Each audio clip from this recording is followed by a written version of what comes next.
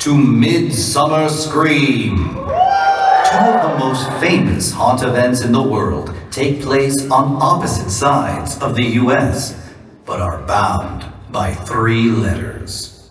HHN. While both events share multiple IPs from year to year, they are both unique in their own right, earning them undying coast-to-coast love and admiration from their fans. And just as unique as each event is, so are the visionary creatives behind their production. One of them has come from the heart of Central Florida, and the other has crossed the ocean from his home in Ireland to be with you here this afternoon. Please, welcome to the stage, Universal's own Titans of Terror, creative director and executive producer of Halloween Horror Nights Hollywood, John Murdy. Senior Director of Entertainment and Creative Development at Universal Orlando Resort, Michael Aiello.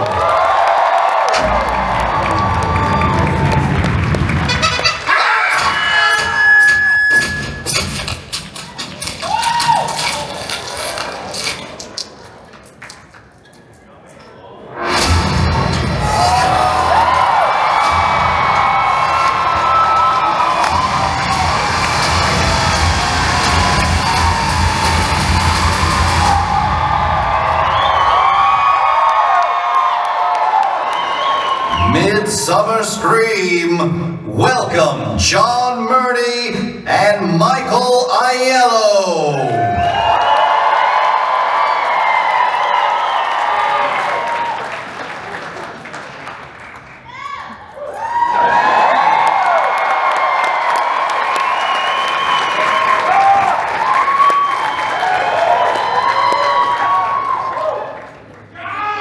That's his name. What's your name?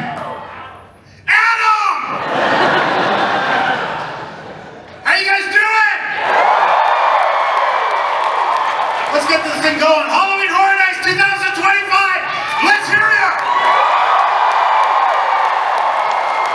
West Coast and East Coast. How many of you guys, show of hands, how many of you guys are going to make the trip to both coasts this year? Right on. All right. I'm John Murdy. I'm creative director, executive producer of Halloween Horror Nights at Universal Studios Hollywood. Mike Aiello, Senior Director of Creative Development for Universal Orlando Resort. Oh, you know what? Before we do anything, just go with me. Okay. Yep. Thank you. Thank you. Thank you. Thank you. We love our jobs. Thank you. No, seriously, I started doing this as a 10-year-old kid in my parents' garage, and to get to do this for all of you guys every year for the last 20 years, that's just something I couldn't have imagined when I was a kid. So thank you so much for all your support over the years, supporting Horror Nights on both coasts. 100%. And thank you. I'm so excited to be here on the West Coast with you all. I loved walking the floor, seeing all the sights here. This is an amazing convention. Absolutely amazing. I think last time I was here was 2019? Yeah, it's been a few. Yeah. So I am thrilled to be with you all today, and thank you for welcoming me. Okay.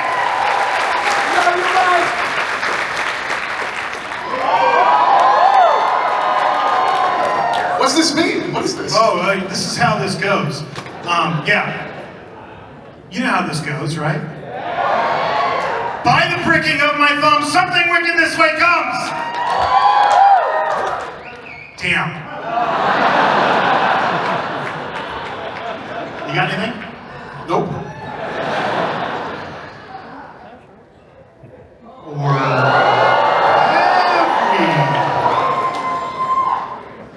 Hold that thought. Okay? We'll get to that. Earlier, we solicited questions on X for our fans to ask Mike and I. But, before we get to that, we're going to answer a lot of your questions today. We got some surprises in store for you. but we thought it might be cool to let you guys be the first people to see the HHN 2025 commercial spot. Would you guys like to check that out? Okay, let me see if I can do this correctly. Awesome. Yeah, that's great. It's going well. You guys need anything?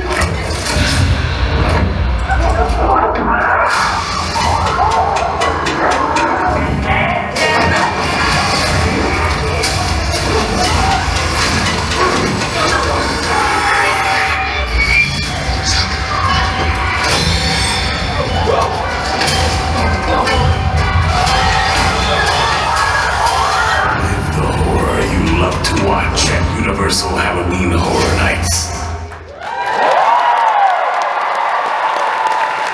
You guys liking the lineup for 2025? I think this is our best lineup since 2016, honestly. And we can't wait for you guys to experience it in well, for you, sooner, right? Very soon, very soon. What are you doing here? This is all wrong. I shouldn't be here at all. When do you guys open, seriously, Mike? The 29th is officially the opening night in Orlando. And September 4th for us. So, we're going to start this off. We wanted to answer some of the fans' questions that they put on X. So it's Q&A time. Let's start. Oh wait, this appears to be an Orlando person, Mike. So I'm going to have you read this one. Yes. Okay. How long is your process for selecting which IP franchises you two, your collective teams, choose for the event? What goes into the process? Well, it's how much time do we have?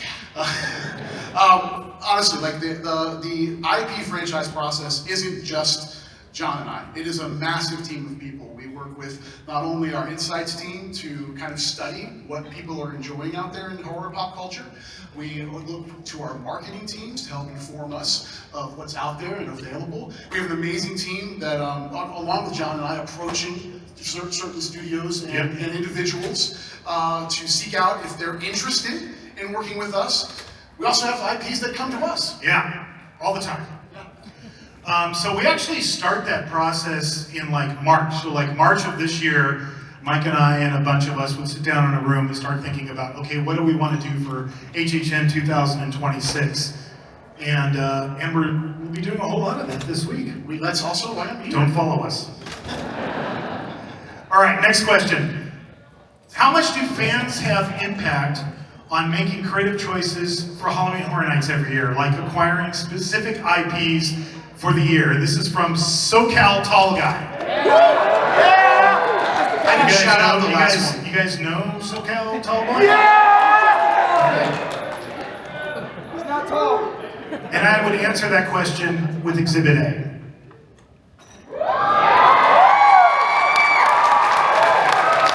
Seriously, like, ever since the first Terrifier film came out, we've been keeping an eye on this franchise. And I don't know for you, Mike, but for me, like, I judge it by the t-shirts that people wear to like events like Midsummer Scream, but also, of course, Halloween Horror Nights. And I noticed after the first Terrifier came out, I was like, oh, cool, what's that? You know, I was checking out people wearing Art the Clown t-shirts.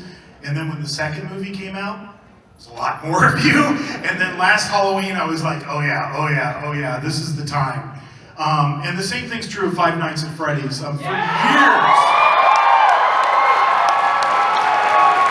For years, our fans have been asking for this franchise.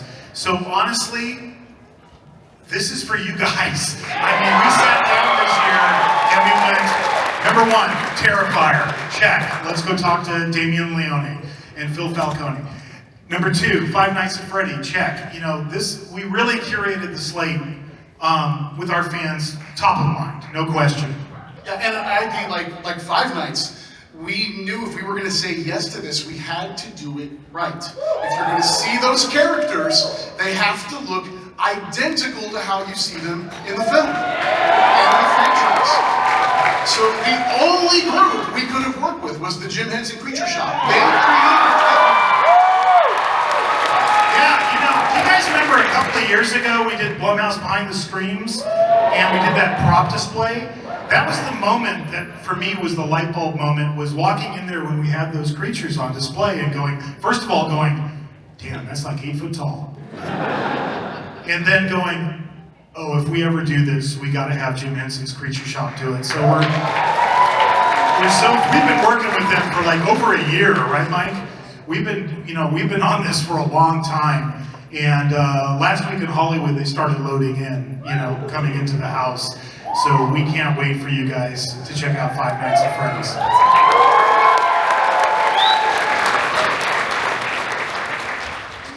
All right, you want to take this one? Yeah, sure. Do you struggle to bridge the gap between pleasing old school classical horror fans and younger game-friendly fans when choosing this year's HHN houses? And that's from Bluefire Dr. 44. I just have one question at this juncture.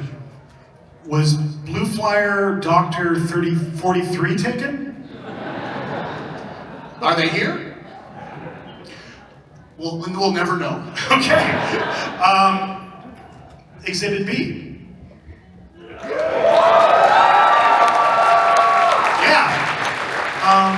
Yeah, that's something we intentionally, when we're building the slate, we're looking at that specific thing. We always want to have properties that appeal to the hardcore horror fan that loves slasher movies. That's why Jason Universe is a perfect fit for us. But we've started getting into video games. Way back in the day, Silent Hill and Hollywood. You guys did Resident Evil, right? Resident Evil, yes. And then a couple years ago, we joined forces on The Last of Us. Sure did. And so this year, we wanted to bring Fallout to life. Are you guys excited about that? I was just in there last week with the creators of the show. And it's still, like, we're just getting into props and dressing. That's going to start rolling through this week. But just to step into the vault, Are you guys excited to step into the vault? It's amazing. Scenically, it's some of the craziest stuff we've ever had to do. But it's going to be incredible. Yeah, well, and it checks all the boxes that we need for what we feel will be a great haunted house. It has diversity environments. You've got the fallout shelters, you've got the wasteland, diversity in characters. We just installed the T60s into the house just this week. And I said T60s. Ours are in the mail. Ours are coming. We're waiting. But again, it checks all of those boxes. And honestly, like being able to work with Amazon for the first time, we've never really partnered with them before. So we've got a new company that we can collaborate with, which is really exciting. All right, next question. Has any of Universal Orlando's Halloween Horror Nights icons ever been to Universal Studio Hollywood's Halloween Horror Nights? And this is from Sergio Torres, AR7. Time for a short history lesson. Take out your notepads, everyone. Here we go. It's a tradition. We might as well get into this. Yeah, the answer is yes. Way back, the first year I did Horror Nights in Hollywood, 2006, we featured the director. Anybody here that saw that event in 2006? Oh wow! Okay, I'll tell you a quick little funny story. So we wanted to film some stuff with the director, kind of like viral, well, it was before viral videos really in 2006. We wanted to shoot something from the tram POV, so I put a camera crew on the tram. And I got a good friend of mine who was the lead singer in a band at the time called the Graveyard Farmers. And I said, hey, just, over by kind of like the Bates Motel, this kind of wilderness area in the back lot. I'm like, hey, just when the tram goes by, just come walking out of the woods, dragging a body. But I didn't tell anyone I was doing. Don't recommend that. And we also featured Jack the Clown. He was the icon in 2007. Bit of trivia, by the way, okay. on the director. His name changed when he came to Hollywood. It did. It did. He was Paulo in Orlando, and he was Pavel in Hollywood. Yeah. And then he was Billy in Singapore, I think. Yeah. So he's apparently an anonymous individual who just goes around the world changing his names. He's got. Well, if you did what he did, you have to change your name. Good point. You wouldn't want the authorities after you. Right. Oh, okay. Will Hollywood Harry get more lore and one day meet Orlando's icon, Jack the Clown. And this is from Egyptian Horror 9. No one heard that. He said, bring chance. Now, it's time for a slightly longer history lesson. More lore. How much lore do you want? Okay, well let's really quickly go through the lore for Hollywood Harry, okay? I'm interested. Okay, well this is how he came to be. He started at Universal hosting a kids TV show called Koodle's Carnival. His real name is Harold Kapowitz, and that was in 1958. As, this is the proof right here. And then in 1964, he got asked, that was the year we started the studio tour, and that was kind of the beginning of Universal Studios Hollywood as a theme park, and he became the mascot for the Universal City Studios tour. And there you can see him out there on Lancashire in front of the Universal sign, and there he is on the tram. And then in 1973, the studio canceled his television show. I love that they actually got a photo of him reacting to that. Yeah. And they replaced him with two different icons. They replaced him with Frankenstein Jr. in 1973 and a gorilla holding a camera. Fair trade. I didn't make this up. This is real. This is really like, I was a little kid. I first came to Universal in 1972 with my family, and Frankenstein Jr. was the icon of Universal Studios Hollywood and a gorilla holding a camera. I see new icon. Think of the possibilities. And so he just kind of hung around the front main gate of the park, kind of like those people that hang out in front of Groma's Chinese Theater, trying to charge people for autographs. And this went on through the 70s and into the early 90s. But then he started getting all sketchy. And eventually security asked him to leave the property in 1993. But he didn't leave. He just went up into the hills that surround the Universal backlot, and he's been living there ever since. In 1998, people started noticing him on the studio tour and started taking pictures of him just wandering around the backlot next to the Psycho House. And, at that time, the internet started coming alive, and they started filming all these videos of Harry sightings, and they gave him this name. They gave him the name Hollywood Harry, and he was born in 2016. He hasn't been back for a while. Should he come back? Yeah!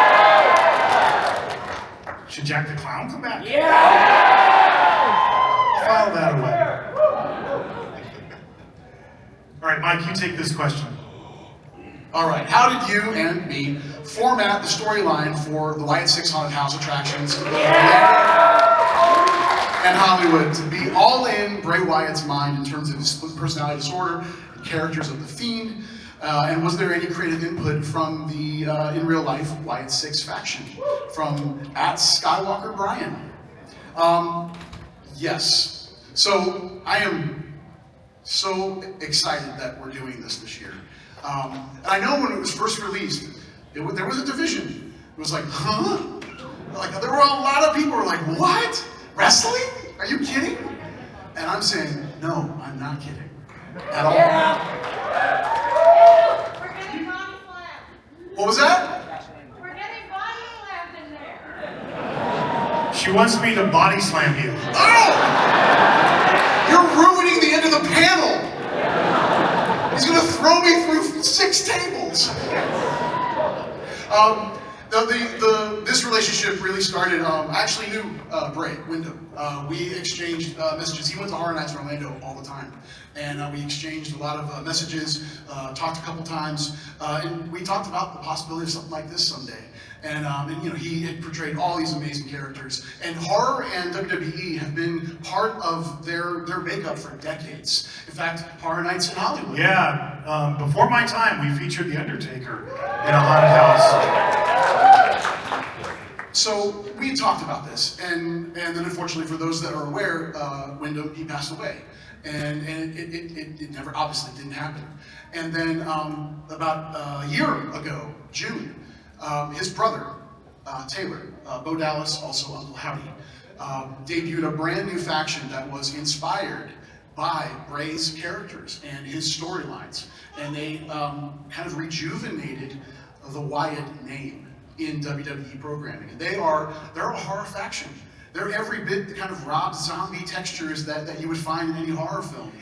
And if I remember correctly, after that debut, you sent me an email. Yes. And you're like, check this out. Yes, yeah, because that night, one of my good friends, Marty Miller, he's the vice president of live TV for WWE, I literally called him after they made their debut, and they did this amazing single camera push into where the wrestlers come out on TV, and they had basically done this massacre backstage, and it looked like one of our haunted houses.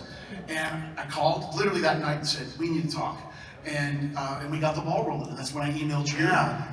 And then Mike brought it to the table. It's kind of the way we work together. Like, sometimes I'll have a hookup or a connection with a filmmaker, and I'll go, hey, what do you think of this? And in this case, Mike was super connected to WWE, so he brought it to us.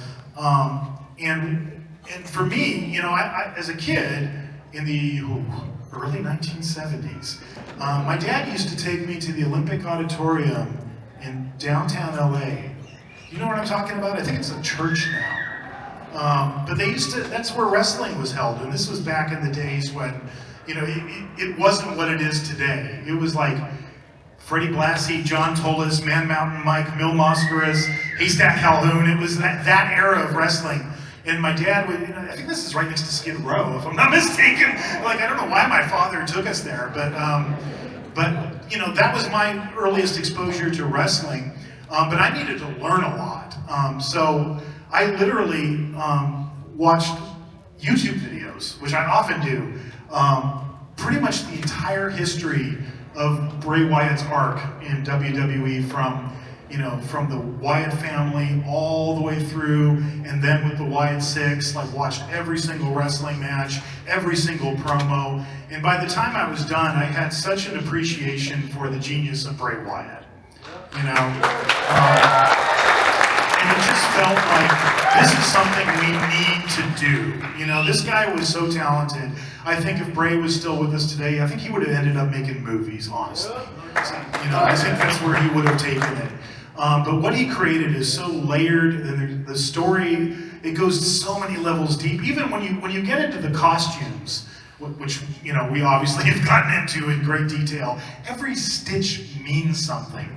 It's incredible, the universe that he, spawned and what his brother's carrying on today. So we're incredibly honored to be doing this. And I mean, I always like to think of when we're, building a slate for Horror Nights, there's the things that are kind of obvious, that are kind of what I would call the meat and potatoes of horror.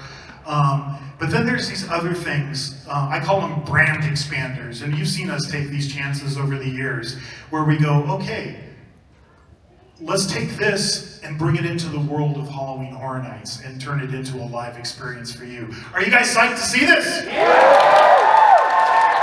So, and I think we always try to align on kind of like the main beats, what the story is we're trying to tell.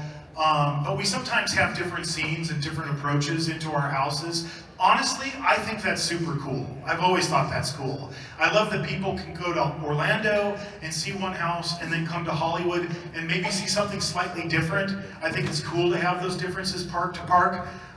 So for Hollywood, for me, this is the facade, by the way. All you people who've been trying to film this, it's not easy. I feel for you. I do. You guys are riding the studio tour and you're trying to get that picture, and all you could see was the roof, and people were like, it's Creature of the Black Lagoon. It's and I'm like tweeting them back, no, it's Gilligan's Island. But for me, I wanted to think about it like if I was going to make a horror movie out of the Wyatt Six, how would I go about that? And I thought about the Wyatt compound, which was featured kind of more prominently in the Wyatt family days. And I thought, I want that to be the entrance into our experience. And in a lot of ways, this is like an original haunted house. And it was so cool when we met with Rob Fee from WWE, when you and I and our team, we did this big brainstorming session with him. What I loved that Rob kept saying is you guys are the experts, you guys are the experts. He really welcomed our own creativity into the process.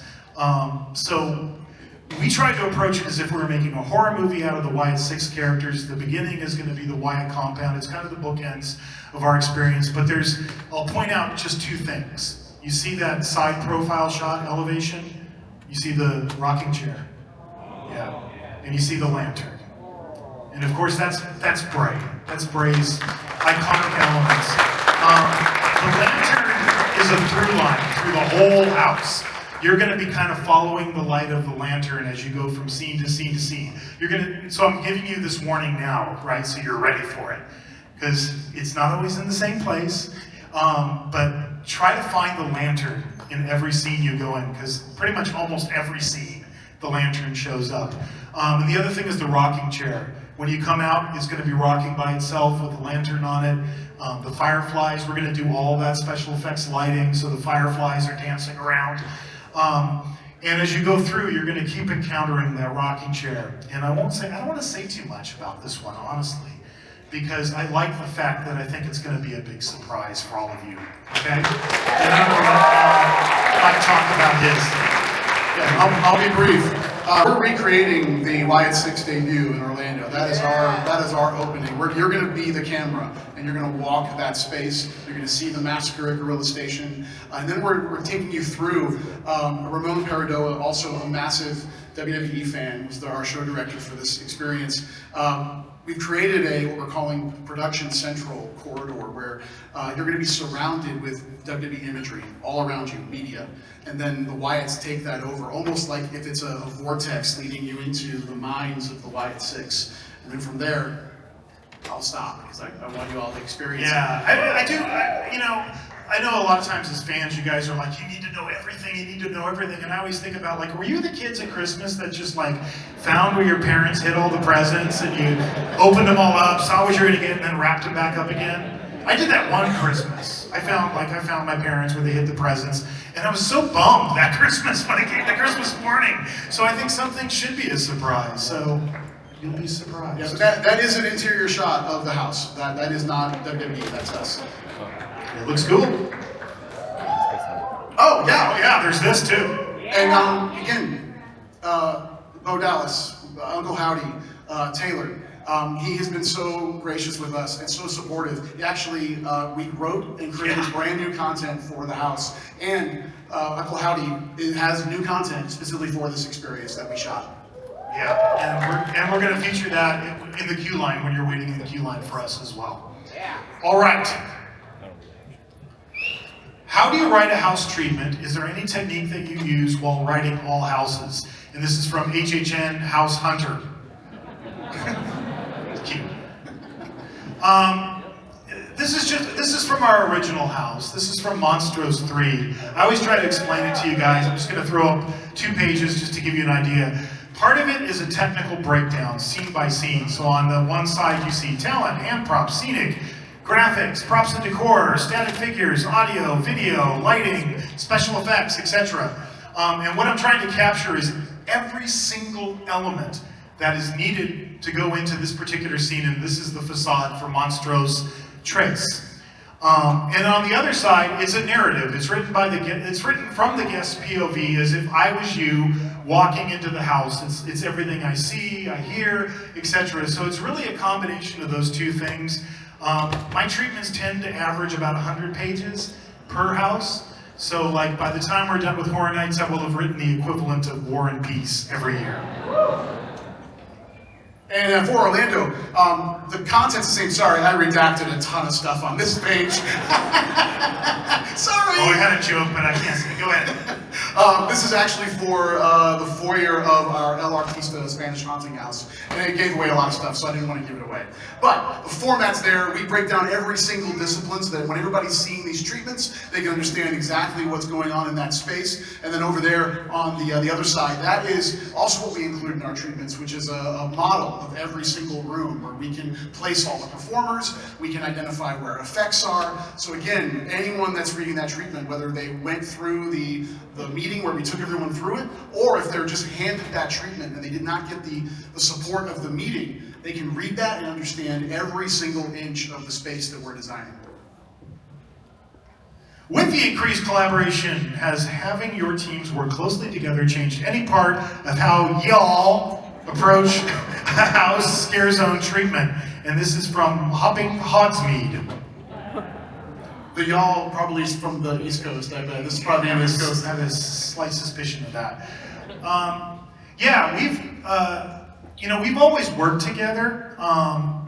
Whenever we share an IP, we work very closely together. We're in meetings every Monday, without fail. We're East Coast, West Coast meetings. But this year, I think we took that collaboration to a new level, and that's particular to Five Nights at Freddy's. Sometimes we have houses where it's a little different, East Coast to West Coast. This house is pretty darn close to the same experience coast to coast. About 99.9%. Yeah, and it's really just the physical spaces that make it different. But we kind of divided and conquered on this house. We would literally divvy up the various disciplines, whether it was design, scenic, audio, video, etc.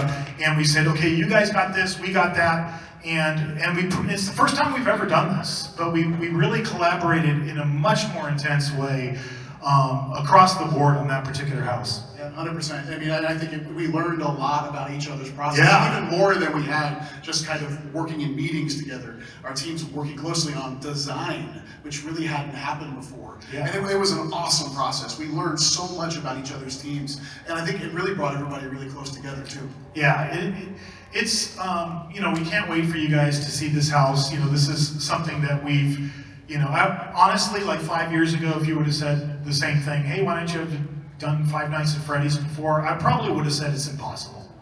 But it was really that moment of being in the lobby when we did Blumhouse Behind the Screams and going, of course, Henson, that's how we have to do it. That made this possible. All right. Can you share a moment that you had with the fans where you both knew you had created something special through your work on Halloween Horror Nights? From Movie Howler. Honestly, this may be cliche, but it's every year. I mean, here's the reality. John and I are up here talking to you all, but we represent a massive team of people that are working together to bring this thing to life every year and to make it different every single year in as many ways as possible.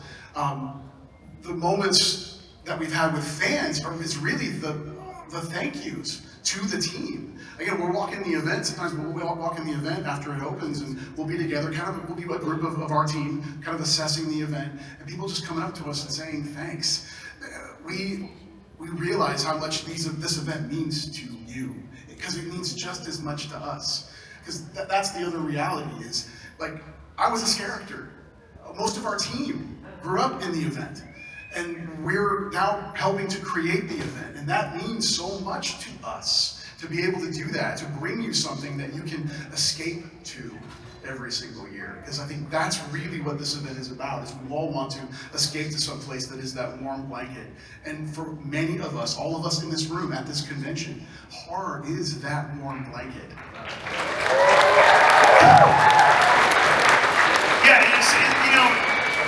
I think this is the thing that constantly amazes us, is that, the horror community, I think it's the coolest fan community there is, And it's not just like that it's cool, but it's the most supportive, it's the most inclusive, it's just, like all of us collectively, we found our place, And so when we think of our event as creating that place for you guys, that once a year, you get this time of year where you get to be with all your friends and all the people, that you love in this community and get to experience it together. Just one thing I'll say about this particular question, like over 10 years ago, and this happens to me all the time, I had like a dad walk up to me and he's like, hey, my son's really into like your event, he's kind of obsessed with it. And I thought it was like a fad and it would pass, but he wants to do this when he grows up. I don't know what to tell him. Can you give him some advice? And I did, and I've stayed in touch with that family all these years. And this year, that same kid, who was a little kid who came to Horror Nights, just finished his first internship for us, working on Horror Nights. So it's kind of amazing to see all of that come full circle. So, and there's so many stories like that. All right. For both of you, your time at Horror Nights has given you a front row view to the crazy growth and popularity of Halloween and horror-focused events. Creatively, where do you see the industry and Horror Nights specifically going in the future? From a lonely omen, space.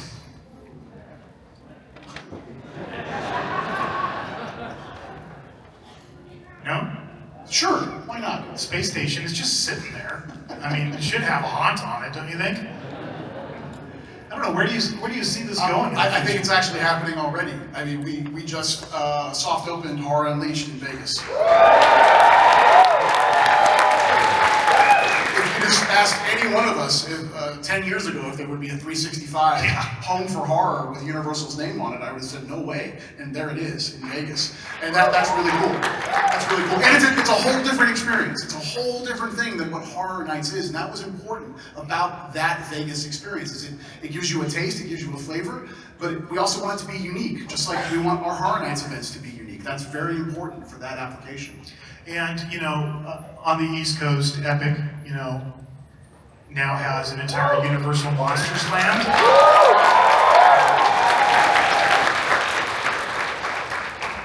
I don't know. I think that Horror Nights had something to do with that.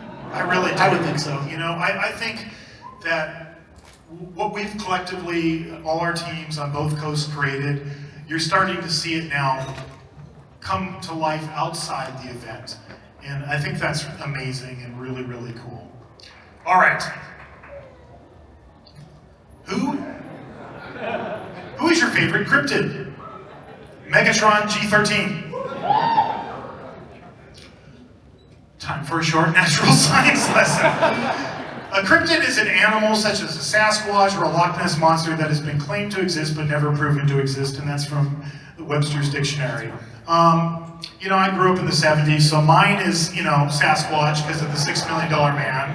And, you know, we tore down the ice tunnel years ago to build the Fast and the Furious attraction, but he's still out there.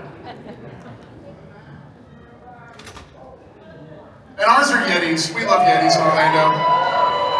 We love them. We've done 2 haunted houses based on Yetis. We love them. I've never been scared more in my life than in our Yeti houses because they're crazy. Those characters are nuts in there. I love them. All right.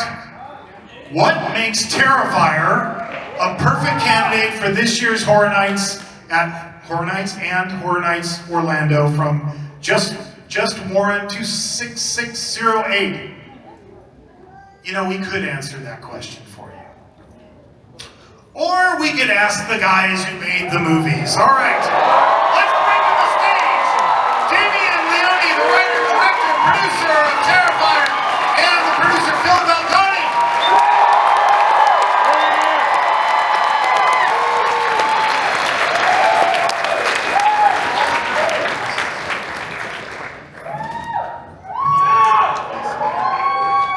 What's up, everybody?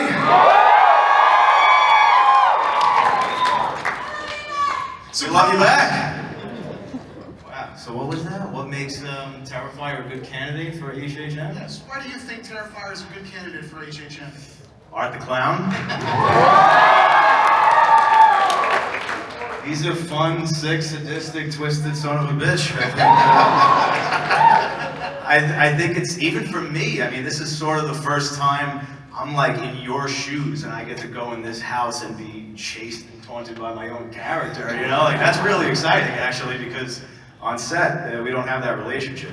It's a different fear. You know, it'd be funny if we gave them real weapons for when you come through. What better way to go out, right? How about you, Phil? Why do you think Terrifier belongs at Horror Nights? I don't know, I've never been to Halloween Horror Nights, but I'm excited to be at both of them. I'm going to be in California and in Orlando, check them both out. As Damien has mentioned, we are on the other side of the camera, so we don't get to see it this time. We're going to live it, and I already told them I want to experience it. And I've never done a horror house. He said, no. Oh boy. He said, I hope I don't shit my pants in there. We'll hook you up, Phil. All right, well, what we're going to do now, since we have the guys who made the Terrifier movies, is we're going to do a little bit of a deep dive into Terrifier. Is that all right with you guys? Wait, hold on. Do we have Terrifier Terrifier fans in the audience?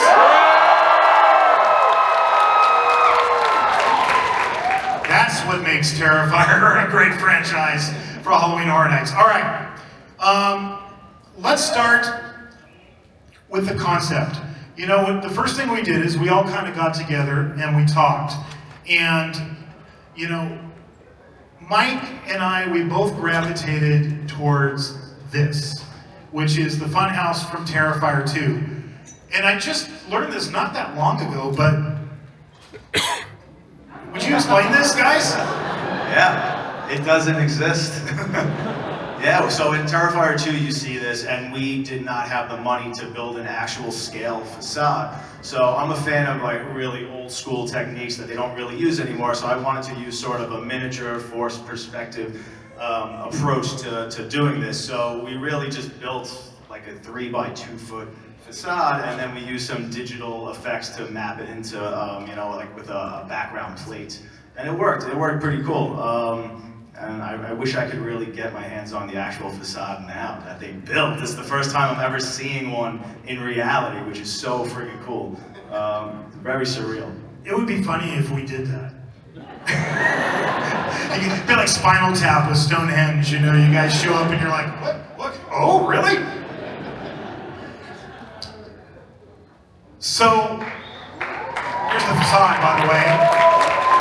For all of you, and I know you've seen this because you've retweeted it, but like, people ride the studio tour at our park all the time just so they can try to get a picture of this facade. So, you know, when we were talking, Mike and I, we really gravitated towards, let's have the Funhouse be not only the facade for the experience, but let's try to like take all of the great kills from the franchise and bring them to the Funhouse, even if it didn't take place in the movie that way. And that was kind of like our, I think, Mike, is it fair to say that was like our first big idea for how we were going to attack this? Absolutely. It was really, could we place the guests in an environment completely of art's creation, and then house those kills within it? And what would that be like? That was the mission. It was kind of like Art was showing off his works of, pun intended, art, for the guests, is kind of another way to look at it. So, there it is. We just took that picture not too long ago. And what we're doing now, we're adding all the scrub grass and the, you know, the dried plants and all of that stuff. But that's the Terrifier facade. And just to highlight a couple of things.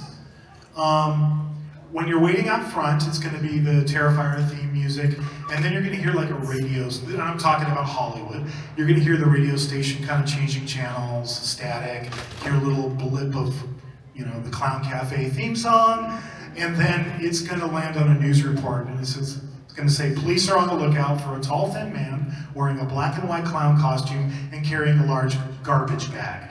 And while this news report is going on, there's 2 doors. The clown head door is the door you're going to be going through. But Art is going to appear standing behind that door. And then he's going to open the gate. And then he's going to come out. And I gave him another gate in the fence, so he can get real up close and personal with all of you.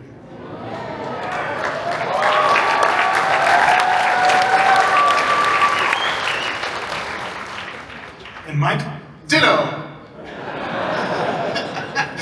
No, here's a scenic elevation of the facade in Orlando. We made one minor alteration to really sell that Art has taken it over. We painted over the clown that looks a lot like Jack the Clown, and made it Art instead. So you can really, when you go into the house, you really get a sense that this is Art's world. He's now taken this funhouse completely over.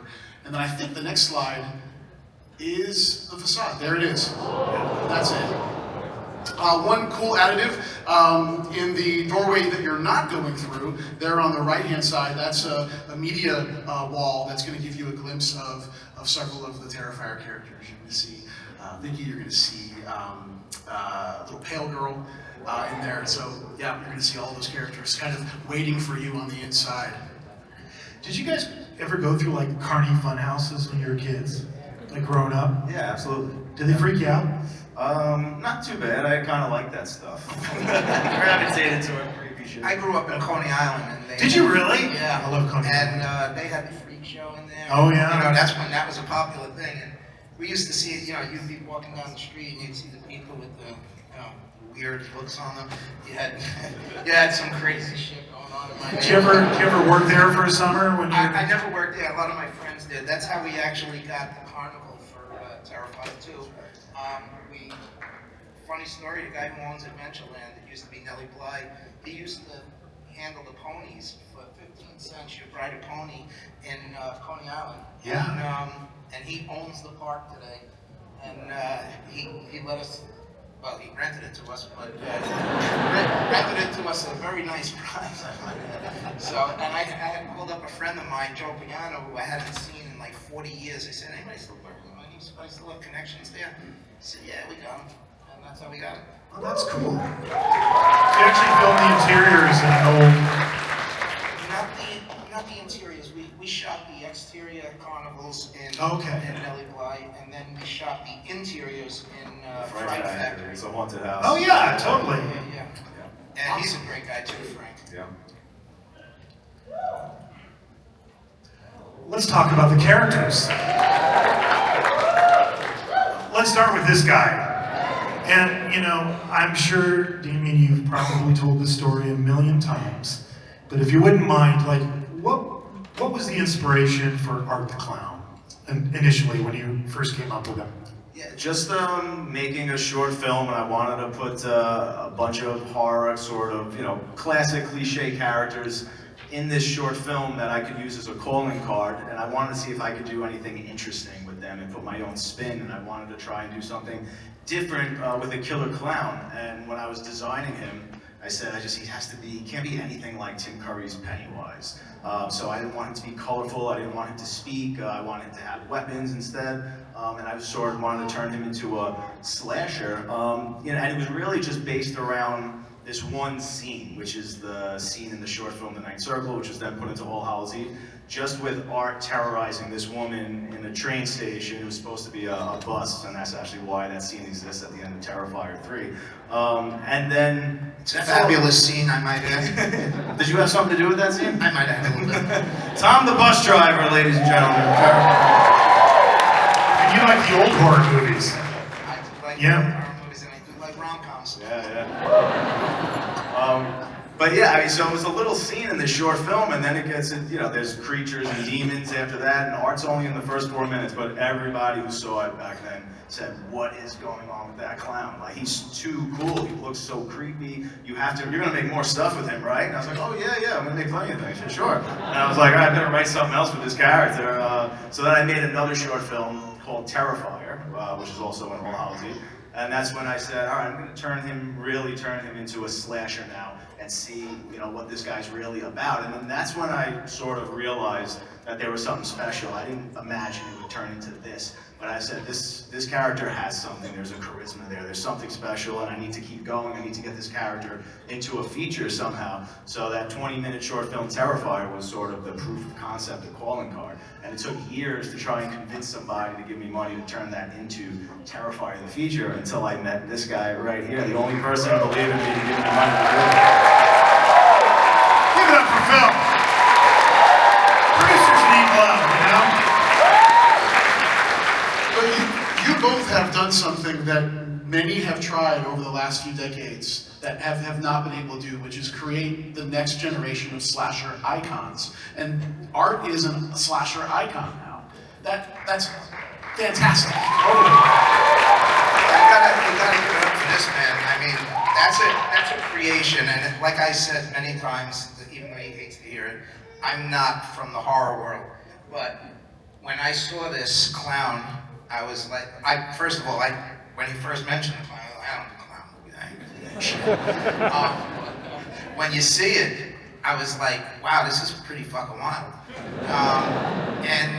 When we were done shooting Terrifier 1, I was impressed. I gotta be honest, I was impressed because I had just done a movie and it cost me a couple $100,000, and we did this one for $40,000, and there's so much more shit in there, and I'm like, holy crap.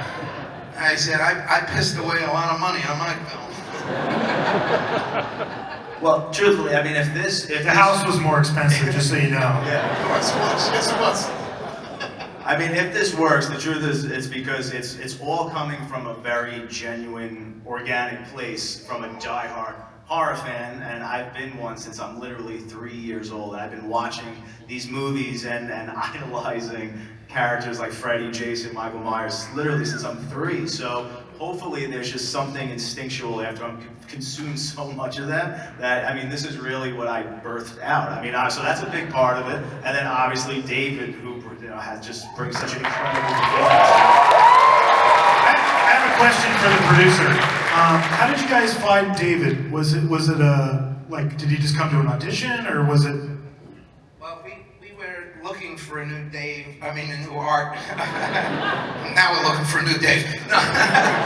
We were looking for a new Art, and the person we had that we did the teaser with, he couldn't deal with the lens test. Most people don't know that. Before we hired Dave, we had another actor. We shot a teaser for it, and this was after Mike Gianelli, because Mike Gianelli was the original Art the Clown in the short films and All Hallows Eve, but then he just didn't want to act anymore, so I had to replace him. And there was someone else that I'd been working with, and I was like, I think this guy could do a good job playing Art. And we filmed this teaser, but he has these like really bright, striking blue eyes, and I said, that doesn't work with this character. You need to wear these black lenses, and we put the lenses in for the teaser, but they irritated his eyes so much, and he was like, I don't really want to keep go on playing this character wearing these lenses. I was like, okay, so we got to start again.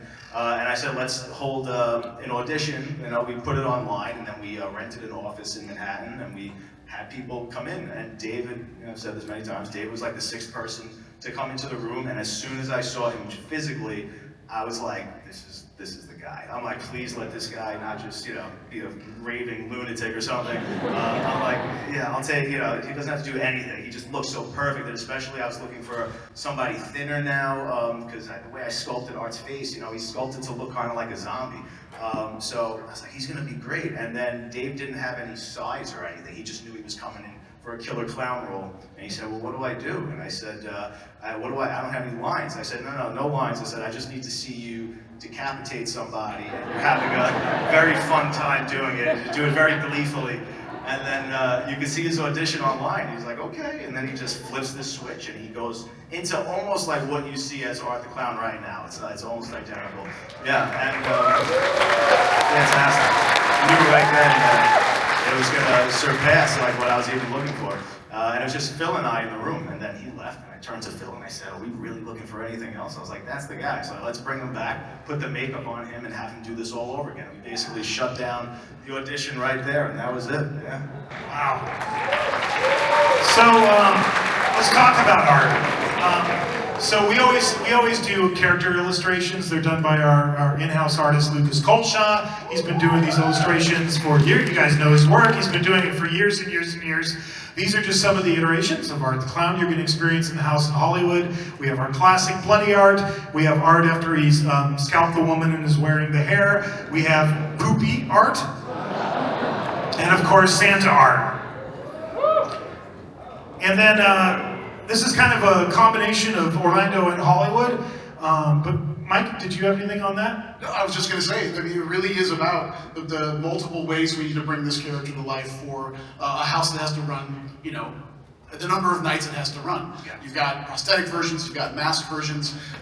Again, you're seeing two on the sides there, 2 new iterations of the character that our team's created with Damien's guidance. Yep. Let's talk about Vicky. Can you, Damien, can you explain like the character of Vicky, like where that came from? She's evolved. She has evolved, yes.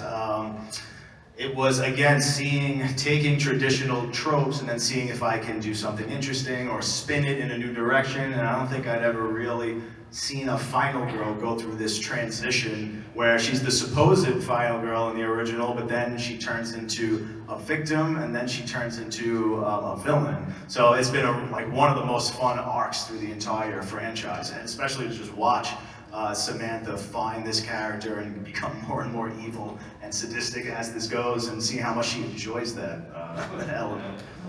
And this was like a really challenging makeup that also evolved through the course of the movies. It was very crude originally, it was totally different materials, and And then by the time we got to Terrifier 2, I resculpted everything, made new teeth, and this is very, very difficult makeup for her to wear because she's virtually blind. So obviously one eye's completely covered, the other eye has an acrylic eye that plugs into the prosthetic and it has a tiny pinhole for her to see through. And then the dentures, obviously they clip into her teeth, but they have these gums that push her real gums as far up as possible, that twists her mouth out of shape, and then we basically glue the prosthetic into that, so she's stuck looking like that, and blind for, 10 hours or so, it's not easy, yeah. And Samantha's one of the most amazing people you'll ever meet.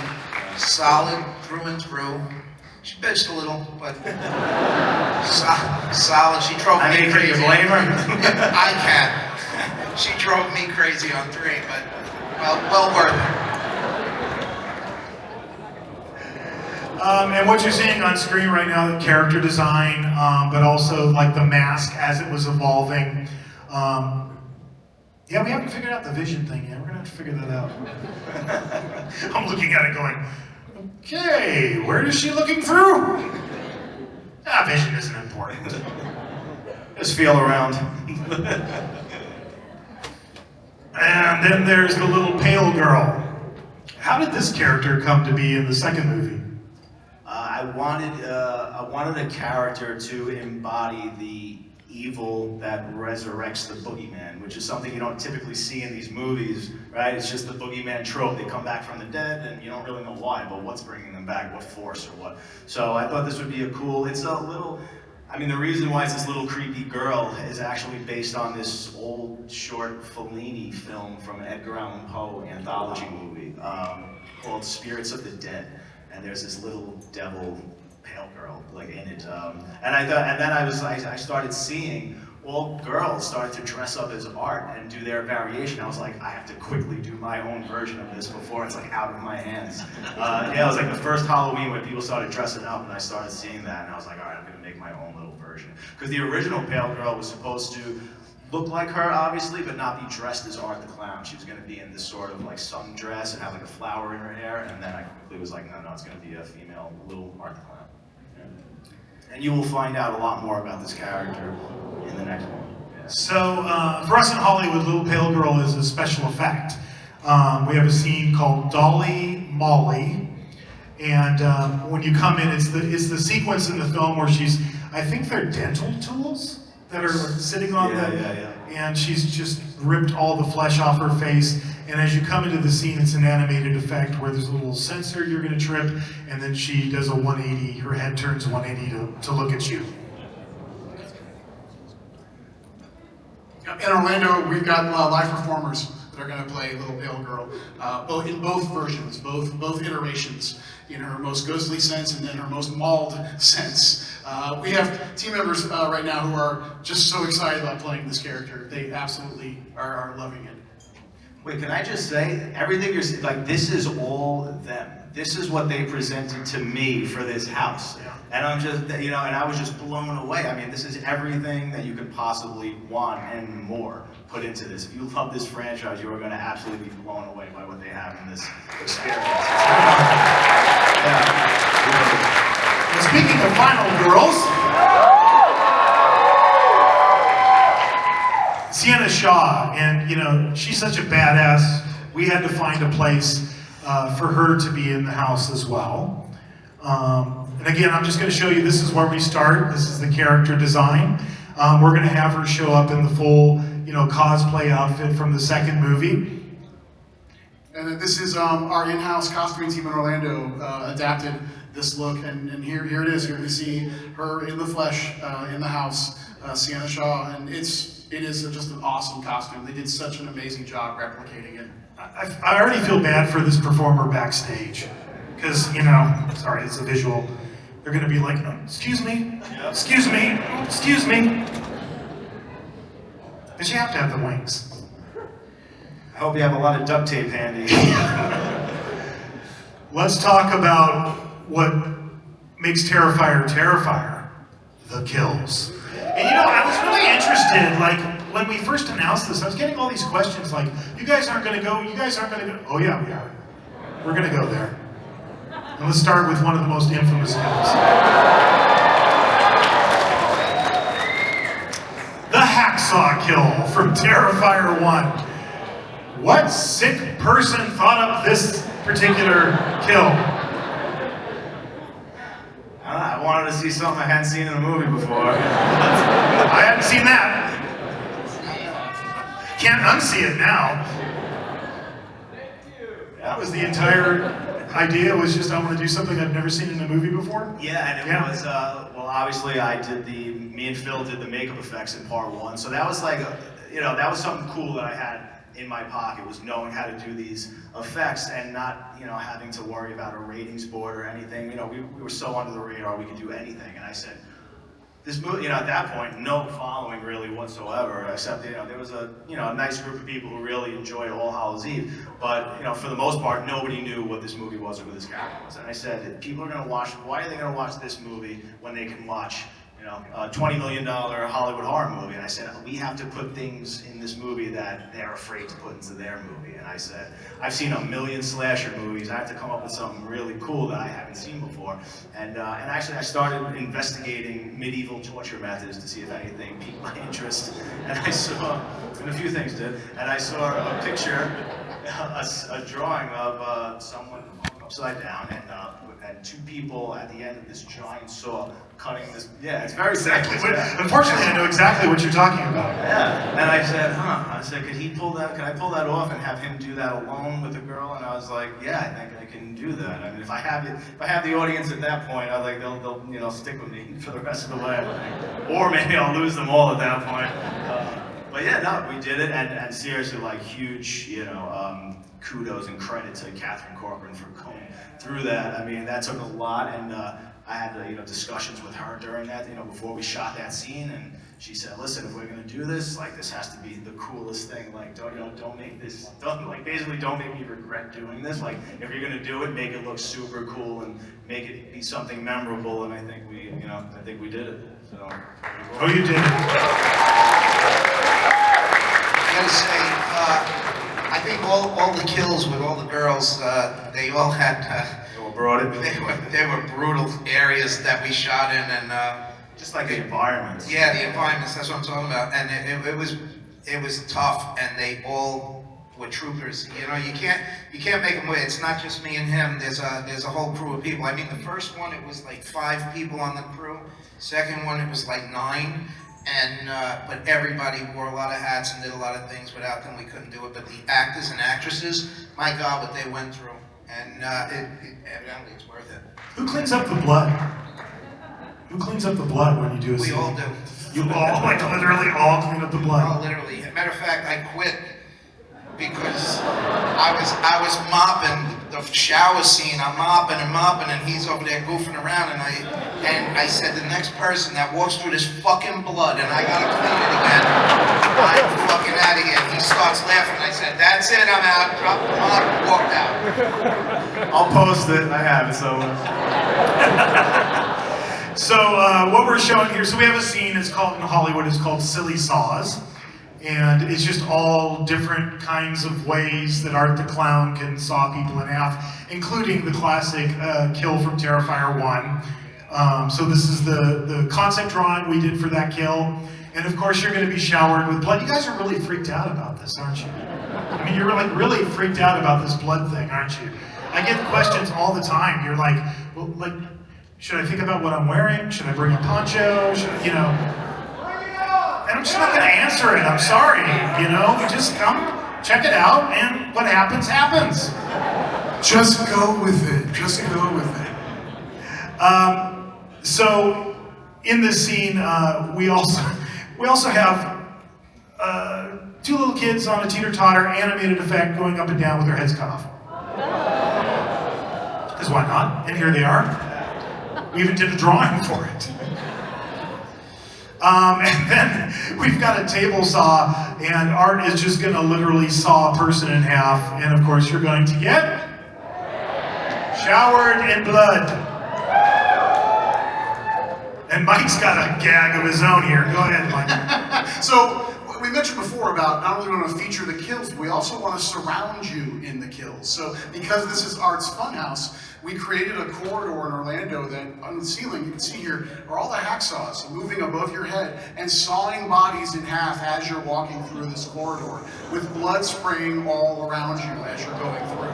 So, and this is a trend in most of this house about how do we take that kill and then how do we Physically affect the guest with it. And this is one of the reasons, or ways that we're doing that. I don't know, looking at these pictures, I think I need the pens when I go through. We can hook you up, Phil. It's all right. We'll give you universal branded Depends. How about that? I'm gonna hold you to that. I think I just got a new sponsor. Merchandise right now is going, wait a second. I think when Henry Ford, came up with the idea for the assembly line, he probably didn't really anticipate where that would go in the future. Oh yeah, Allie's death, Terrifier 2. You guys know what I'm talking about, right? All right. So we're gonna do it. We're gonna do that scene with the bleach and and the salt and the whole deal. But there's a twist. Before you get there, you're gonna have to go through the scene we call barrels of fun. Okay? Bleach barrels stacked up either side of you. As you start to walk through, you're gonna hear, the Tommy gun going off. The barrels are gonna light up, and we're pumping in the smell of bleach. And then you're gonna get showered in bleach. And then we reveal it's all Art with his Tommy gun. We're doing the same thing. It's happening the exact same way. But here's a photo of the house. Here's some of the bleach barrels that are going to be spraying bleach all over you. That looks hygienic. And, okay. I have to say, Terrifier 3, so we were already working on this. And Terrifier 3 was, coming out in the movie theater. And, you guys know I live in Ireland most of the year. And it was like a Tuesday night. And I was like, okay, I gotta go watch Terrifier 3. I can't wait till somebody hooks me up with a link where I could have watched this. Stop begging. All right. So it was literally a Tuesday night, and I went to on the website of my local cinema, and it was like, I don't know, like a 9 o'clock show or something, and I looked at it and I'm like, there's one seat left on a Tuesday night in the northwest corner of Ireland. I'm like, really? And so I bought that ticket. Only 2 people walked out. And everybody else hung for the whole thing. But when I watched Terrifier 3, the mall Santa scene, I knew we had to do something with that. So okay, again, inspiration for that. Did you always want to blow up Santa, or? No, it's just how do you kill as many kids at one time as possible.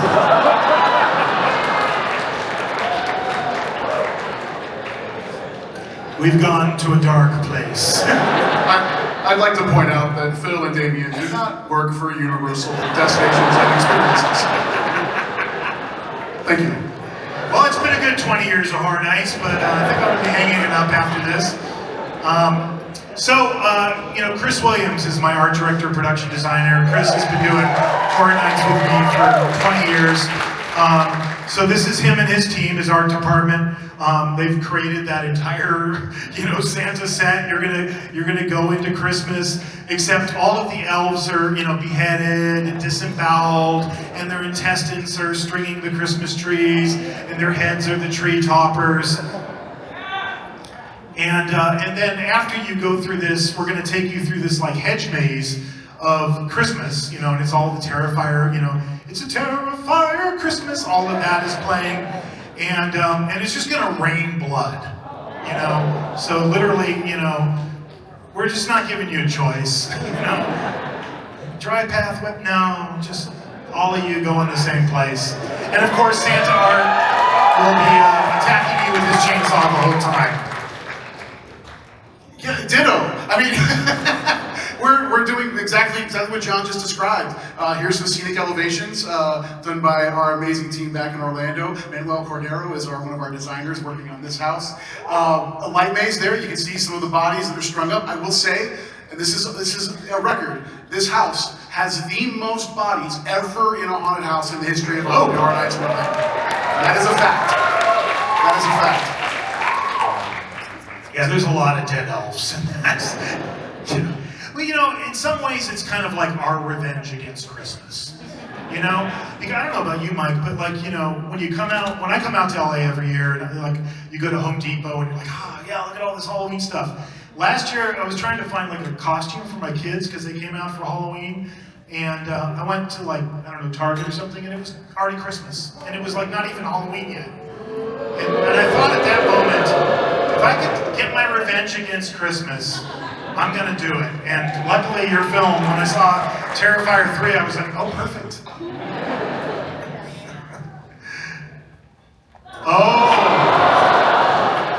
Oh God. If you thought Texas Chainsaw Massacre smelled bad, if you thought The Exorcist Believer smelled bad, if you thought the bathroom scene in Insidious with the kid puking smelled bad, these guys, you know, they did the work for us. They're in the first Terrifier movie, there's that scene in the pizza parlor. I don't know if you would care to explain to our audience the inspiration. Explain yourself. Yes, explain what Art did in the bathroom. I never saw a slasher like take a shit before, so how do I make my guy different? And it just became a running theme, though, you know, through the motif, so to speak, through the movies. I do have a very specific question, because I've been trying to figure this out ever since I like watched the movie and went through it. What the hell is that in the sink? It's got teeth, it's got eyes, it looks like poop. It is, it's a poop monster. I can't wait to show you. Tomorrow I'm going to take him, you know, we're going to walk through the house tomorrow. And my props team built that poop monster. And it's awesome. It's so cute. I could market this. It's like a bath toy or something. I don't know. How was that filming that scene? Was it awful? In the Fright Factory, it was awful because it was fucking cold. It was cold, and blood and cold doesn't go well. How about poop and cold? How does poop do in the cold? It's chocolate, so it's okay.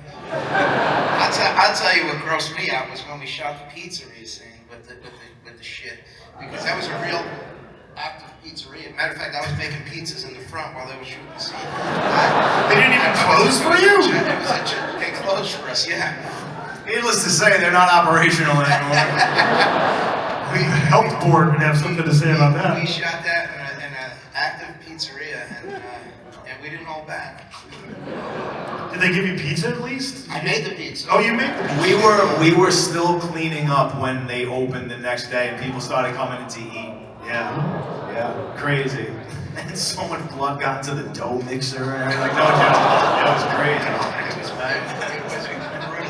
I felt terrible because I always say, however we go into it, Yeah, you gotta leave it the way. gotta leave it better. Oh. You gotta leave it better than when you go in. We failed miserably on that one. All right, well, let's share some of the love. So this is the scenic elevations for the bathroom scene. You know, for us, the way we kind of have it laid out is, you're in the funhouse, you're going through the funhouse, and we thought, well, you know, funhouse, you know, should have a food place, and then, you know, there's always a place you can grab a bite, and then, you know, there's got to be a bathroom, so it was kind of a natural flow for us to go to the bathroom. So while you're in the bathroom, we thought it would be fun to have like little Easter eggs in the stalls. So there's kills inspired by Terrifier 1, 2, and 3 as you're going in. So we got the dude from the pizza parlor who gets his head turned into a human jack-o'-lantern in stall number 1. We got the mashed potato kill from Terrifier 2 in stall number 2. And we have that unfortunate construction worker that Art rips all the flesh off his face in stall number 3. But then batting cleanup, is art. And as you're coming in, he's writing his name on the wall in poop. And if you look at that character design, his little, clown gloves are just caked in it. So, and the smell will be pumped in as well. We're just replicating what we saw.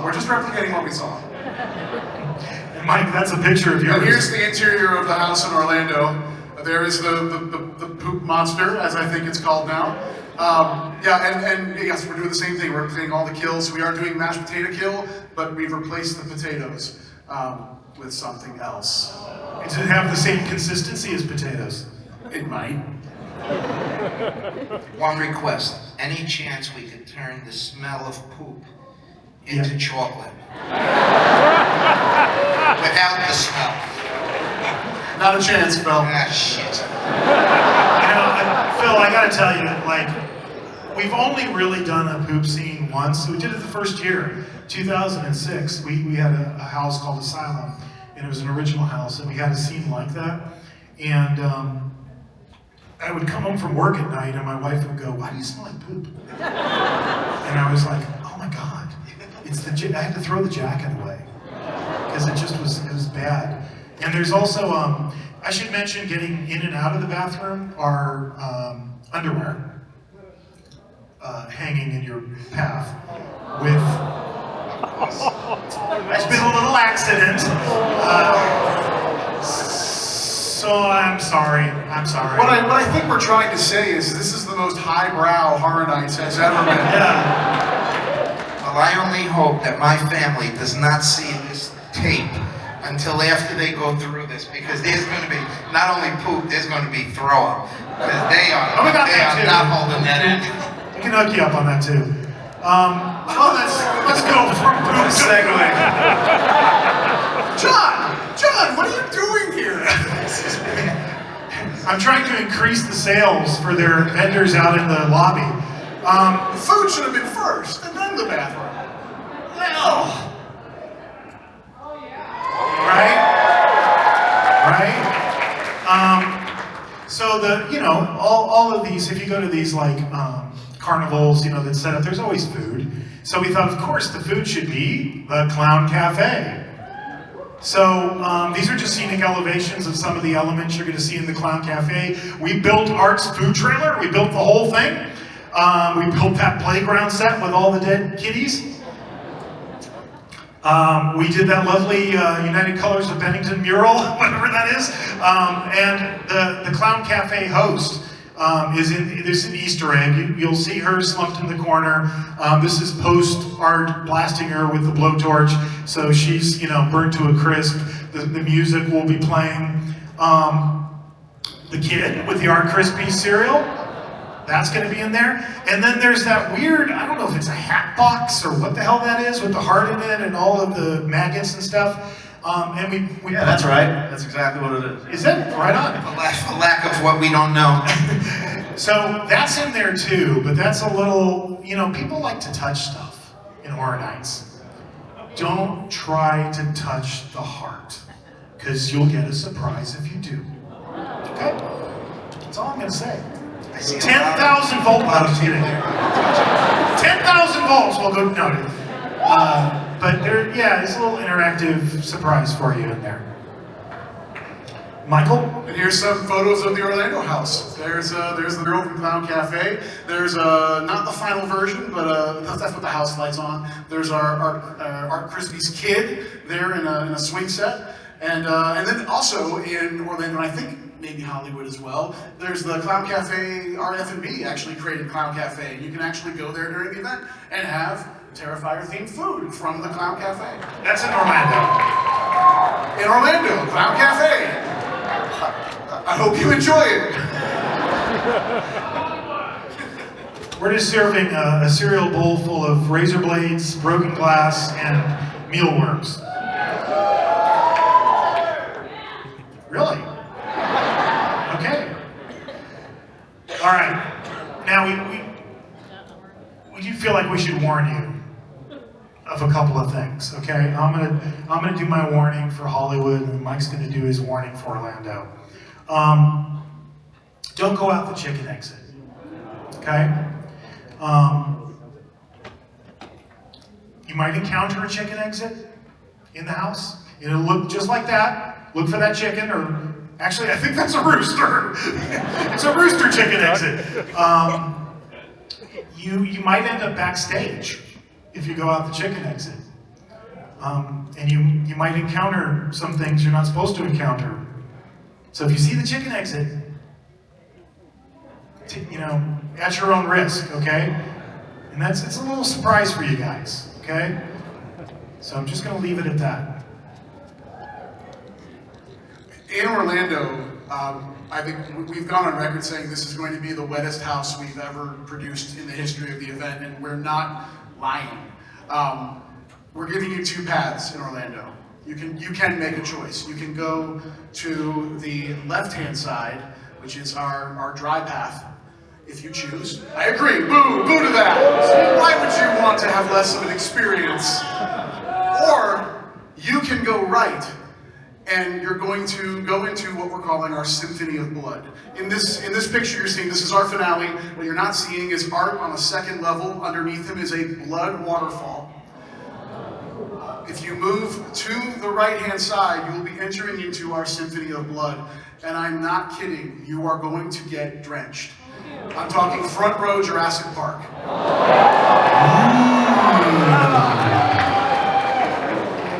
But you have a choice. You have a choice. The direction to the team when we first started the creative was, can we create a finale that feels like a car wash of blood? And that is what this is. I'm not giving you a choice, I'm sorry.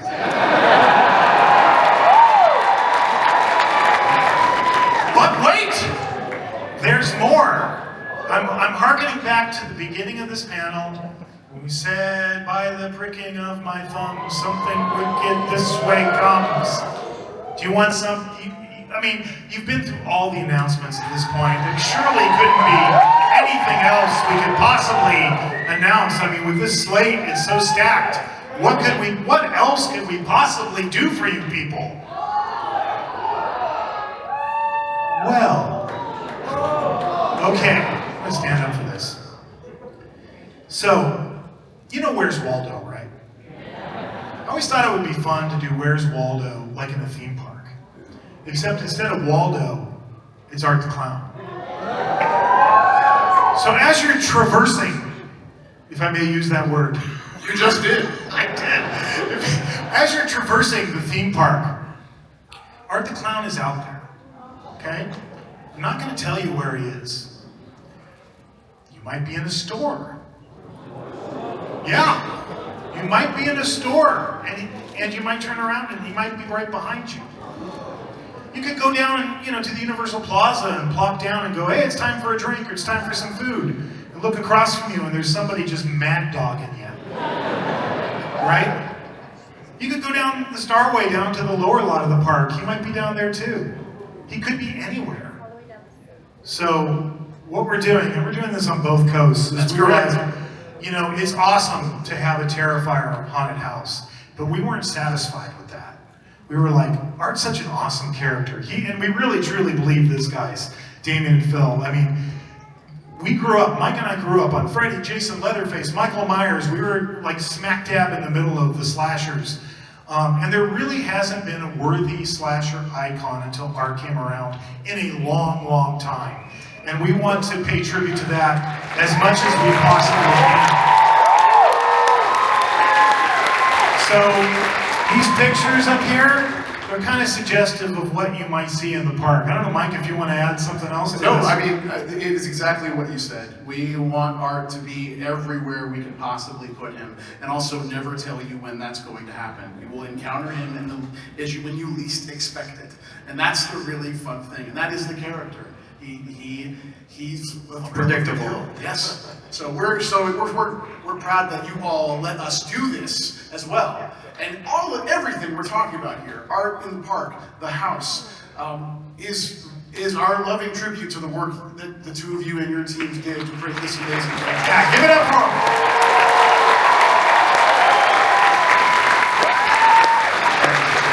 Listen, this obviously is one of the greatest honors for us ever. It's still surreal. We don't believe, you know, I can't wait to see this. I can't believe this is actually happening. But on top He of might that, be in your car. He might follow you home. I'm used Might to be it. at your hotel right now. Surrounded by this guy.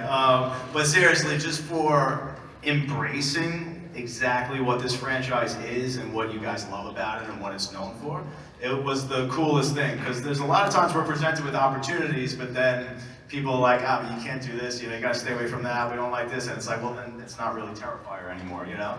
So they embraced everything, and what you just saw is virtually what they presented to us at the very beginning, and I was like, guys, just go for it. This is too good to be true, honestly. So thank you, it really is the greatest honor, and thank all of you guys for your amazing support. It means the world, honestly. I'd like to add to that just a little bit. Again, if it wasn't for the fans, we're not here. If it wasn't for you guys, we're not getting to see this work of art. And I gotta say, out of all the people we worked with, I've never seen Damien so on board with what they came up with. Usually it's like, you know, my motto is close is good, Damien's is like bullshit. And I've never seen him agree so many times, so fast, like, yeah, that's cool, yeah, that's cool, yeah, that's cool. So they were doing the right thing here. Hey, one other thing about the in-park Art of the Clowns. Anybody have tickets for RAP? Yeah! Well, even the RIP lounge is not safe. I'm just telling you. Like, you're gonna go in there and get your lovely buffet dinner, and yeah, that's not safe either. Just so you know, okay? More to come. All right, it is audience participation time. When you came in today, I believe they gave you all an Art the Clown mask. You guys got it? We're gonna do a selfie, okay? So I'm gonna put this down so I don't break anything. We'll bring the lights up. Everybody hold the Art the Clown in front of your face, okay? Do we have them too up here? Somebody's bringing them out. Oh.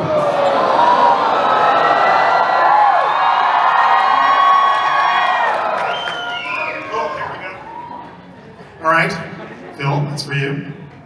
Damien, that's for you. Arch, you don't get one because you already have the face. Okay. So we're gonna turn around, face the audience. Put them on, everybody, all of you, now! Oh, wow, that worked. I'm gonna yell more often. 1, 2, 3.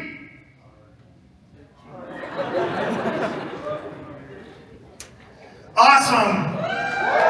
Ladies and gentlemen, give it up for Damien Leone, Phil Falcone, Art the Clown. Thank you, gentlemen, for being with us today. We greatly appreciate it. We got one. We're not totally done. If you leave, you're not going to get a prize. Okay? We're not done. Well, you guys, if you want, we're going to give away some tickets. You want to hang out? Okay. Fan appreciation time. And you know, what we said at the beginning, I mean, we believe that in our hearts. We are so lucky. Myself, Mike, I know you guys feel the same about your fans. I mean, we are so lucky to have such dedicated, passionate fans that support our work. It's what allows us to do greater things. It's what fuels our creative passion. So thank you all for being fans of Halloween Horror Nights and supporting us all these years. It is greatly appreciated. So as is tradition, I'm going to give away 2 express passes to HHN in Hollywood and a behind-the-scenes tour of a house of my choosing. Because, and probably by the time we do this, because we're in the dog days of Horror Nights right now, both of us. We are just, all of us, everybody who works on this event. And is there anybody here who works on Halloween Horror Nights? Raise your hands. Give it up for them, because they're killing themselves to bring this event to you. It takes a village to do this event on both coasts. And everybody who works on this event has that same passion and love for it. I say my choice because by the time we get around to this, I'm probably going to pick the house that's the closest from the security gate to where I have to walk you. But I'll personally take you on a behind-the-scenes tour of a haunted house. I'll explain how we did everything with the lights on. But we're going to do this the way we always do this, with a trivia question, okay? You ready? Wait for it. Mike is going to make the call. No, John, this is way too much pressure, man. Wait, what are you talking about? Your park, you pick. Earn your keep. I don't want that pressure. All I want you to do is to pick one person when I tell you to. I'm going to get it wrong. All right. Here's the question. What is Art the Clown's middle? Oh, he doesn't have a middle name. Sorry, just kidding. You ready for the real question? Don't yell it out, because then I'm just going to cancel the whole thing and I'll take myself through a house. Okay. What county in New York does Art the Clown terrify in the Terrifier film series? Mike, you pick somebody? First-hand black shirt. Oh, God, everyone's wearing a black shirt. Oh, God, it's a horror convention, Mike! Behind... Oh, God. You're looking at me right now. You. No, behind you. You! Yes! Stand up! Stand up. Stand up. See, that's hard. That's really hard to do. Okay, note to self, never ask Mike to do this again. No, I said I didn't want to do it. I've done it for 10 years. I think you did pretty good. I've never done that. Did you verify it as the right person that you, right there? He's the first hand I saw. Okay, what is it? What is it?